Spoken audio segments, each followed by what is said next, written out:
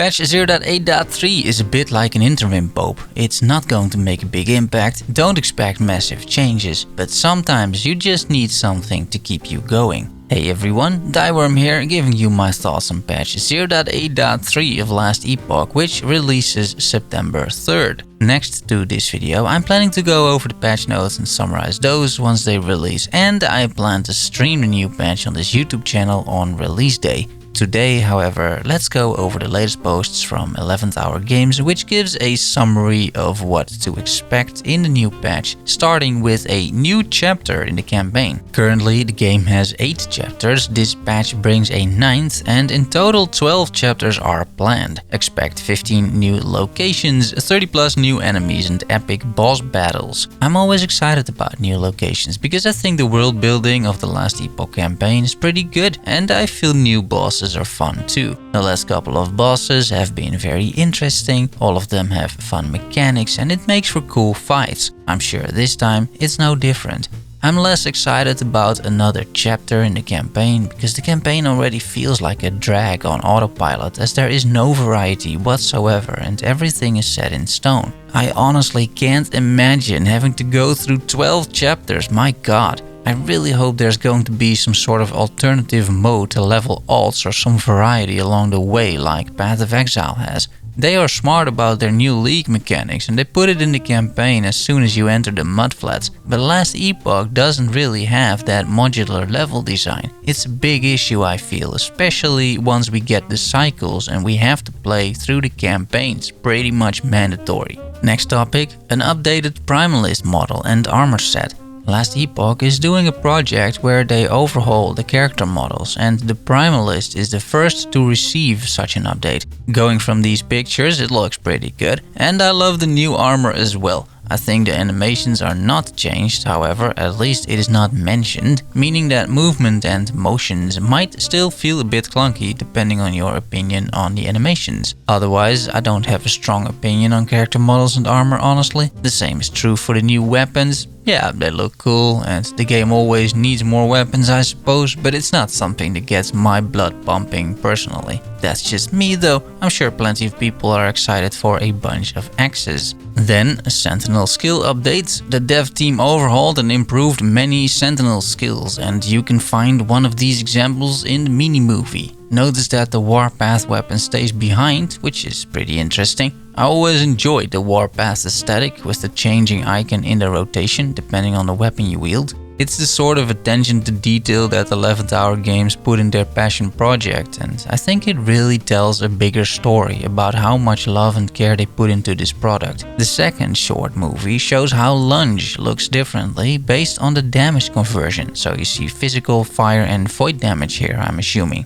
2 new skills are teased. First you see Void Cleave, a powerful two-handed melee attack. It's a cleave, I mean, you know. And then Multi-Strike, this time is not a support gem, but a main skill. It costs no mana, damage ramps up over time and it hits more and more enemies. It's great for clearing packs, and if you're tanky enough to stand in one place in boss fights, it might be excellent for single target as well. Not only the Sentinel receives some much needed love, the Necromancer gets updates too. One of the main goals is to support the Necromancer style with permanent pets, leading an army of undead monsters to battle and just support it from behind, without constantly summoning the army.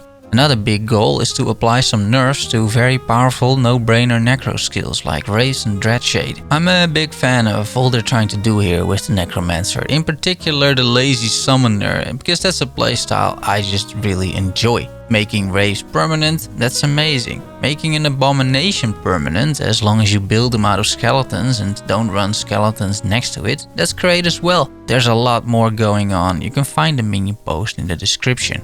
We move on to controller support improvement, which goes really well with the Lazy Summoner. I did a playthrough using a Primalist melee build in 0.8.2, the current patch, and I played entirely with an Xbox 360 controller. I wanted to make a video about it, I never really did, but it does give me a good reference frame, so I will be able to properly assess the improvements that are being made. My current controller assessment would be that the combat is perfectly fine and serviceable, and navigating the menus is absolutely horrible and buggy. This is always a challenge and pretty much the first thing you notice if you encounter a bad PC port. It turns out to be incredibly difficult to design menus that work well with both mouse and keyboard and with a controller. So far, Last Epoch has not succeeded in that either. And the primary method will of course always be mouse and keyboard, because it's a hack and slash game on the PC. I mean, let's face it. Ideally, the UI and menus are simply redesigned for a controller, but that's an awful amount of work for relatively low benefit, as not many players will use a controller. I don't have a silver bullet either, but it's good to see Last Epoch takes controller support seriously. It's already very functional in combat, just menus and UI require work, and that's exactly their focus for this patch. I'll try it out for sure. The Monolith of Fate, the endgame system in Last Epoch, receives major improvements. Expect a balanced pass, timeline exclusive echo reward types that grant specific uniques or set items, and buffs to empowered blessings. It's interesting to see that Last Epoch once again moves in a more deterministic way of getting gear, because this change allows you to target farm uniques and set items. I think these are all good changes. I also feel the core issue of the current Monolith implementations is not addressed, however, and that is the fact that this system becomes stale and boring after a while, because of once again a lack of variety, similar to the campaign. Especially after logging a bit of time in the endgame, this becomes really noticeable for a lot of players, and it's the main reason I'm not really playing Last Epoch right now. Time for a small preliminary conclusion on patch 0.8.3. I feel this patch is in many ways an interim patch, a patch in between bigger patches, a patch that's really not all that exciting if you look at the features.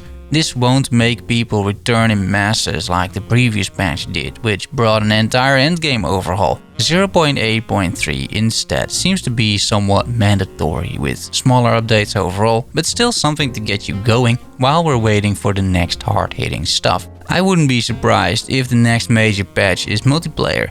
That seems to come along nicely, and 2 months from now it might be ready for release. I think patch 0.8.3 will have me play for maybe 30 hours or so to get a nice feel for the updates, so I can do a review video, and then I'll probably put it away again for another 2 months. The reason why I'm kinda done with Last Epoch in its current form aren't changing after all, and that's fine. I've been vocal enough about what I would like to see in the endgame. The devs are watching these videos, so now it's in their hands really. I hope you enjoyed the video, lovely people. If you did, remember to like the video and subscribe for more Last Epoch content. Thanks for watching and making it to the end. See you soon. Love you all. Bye bye.